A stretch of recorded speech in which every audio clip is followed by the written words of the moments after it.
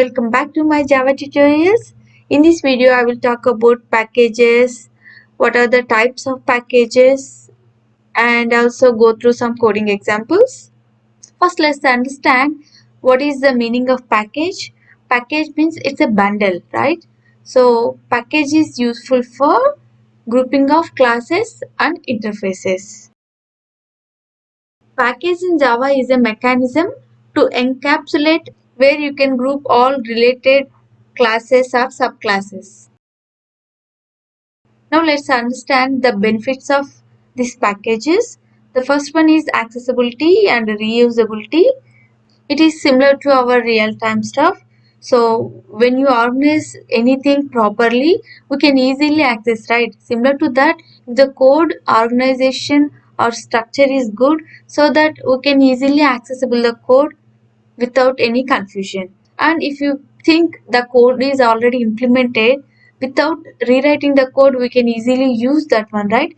That is called as the reusability option. And the second benefit is it prevents the naming conflicts. When there is a need to use the same name many times, you can still have same name in different packages. That reduces the confusion in real time. That is the meaning about naming conflicts. And the third one is coding structure. When you club the classes or interfaces in a proper way, when you club the related classes or subpackages in a single package, that helps you to have a proper coding structure. This one you can understand more while implementing or while writing the code. And the next topic is type of packages. There are broadly two types of packages.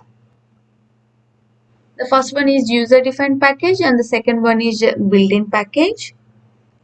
The name itself says the user-defined is like we are users, right? What we define as a package. And the second one is built-in packages, which is already predefined in Java. In user-defined package, for example, if you have two packages, package 1 and 2, if you have anything in the first package, whatever it may be, like methods or properties, if you want to use the same stuff in second package, simply you can import the package 1 into the second package, so that you no need to create it again. That's how we do the implementation. Anyway, we will see those examples in a few minutes. And if I talk about built-in packages, we have many built-in packages. For example, util package that implements the data structures. There are already defined classes, methods are there. We can simply import that one, use those arrays or data structures using this util package. Similar to that, Lang also one of the default package that is helpful for implementing data types, primitive and non-primitive data types. But the difference is we don't need to import this one. It is by default imported, means we can access directly. This is some theoretical explanation about what is the packages in Java. And now let's see some coding examples. First one, I'm talking about user-defined packages. And here I have a new demo package and a new demo 2 package. I have two packages and I created a class, student class. Here let's create one method. Public void method 1. This is method 1 implementation. To access that one, I am creating one object for student class. Student my obj equal to new student my obj dot method 1. This is the first step we do for every project, right? So this one is in the same package. If you want to access this class in a different package, what we do? Let's create a class, package example class. The name says it's the package new demo 2. You observe this one. This is about package new demo 1. So Here also we are creating one object for student class. Student, the new object.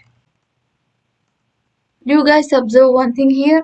As soon as I type student, immediately the package is imported here. Without this import statement, it says like import the class. This is all about what we are talking. This new demo is a package and class is a student. That one we need to import to create object. Comment out. Now it's fine. New obj dot method 1. Run the code. The benefit we are getting here is like we are not writing any code here, but simply we are importing that package and class so that we can access those methods here. That is the main advantage we are talking here. Suppose if you want to import all the classes, not just single one. In this situation, we need to type as star.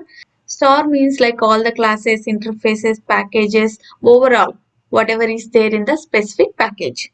Now our second topic is about built-in packages.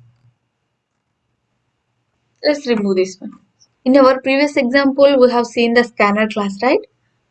Look here. What is the scanner? This is a scanner class in util package, right? So whatever is there, you can easily understand. Java X package, this is a Swing class. Like that, whatever you want, you can import like this. So now let's type this scanner. Scanner SSC equal to new scanner system.in. So this util package is imported here. This contains collection of framework, supporting classes, etc. This is how you import the scanner class. Without importing this util package or scanner class, we cannot proceed further.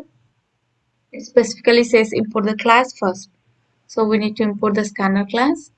This is the coding structure, java.util.scanner, where Java is the top level package, util is sub level package, again scanner is a class. This is the coding structure we need to follow. System.out.println. Enter your name. String my name equals to sc dot next line. My name is. Here the first line creates the scanner object and this one is a print statement. After entering the name from the keyboard, this next line method helps to read the user inputs and this is again finally printing whatever is there. That's it. The main thing here I'm talking is about how we are importing the classes other than the code, how it works. Preeti says like my name is Preeti. This one is user entering. Whatever enters is there, it reads and stores in a my name object. When you call that object, it prints right here. This is a one simple example what is the advantage of packages, because we are not doing anything for scanner. Simply I imported a package and created an object, right? Pretty straightforward. Let us try one more example. How we access the local date. Local date my obj equal to local date dot now. This is all about the functionalities, like whatever is there we are talking is about built-in packages, right? This is also already defined methods.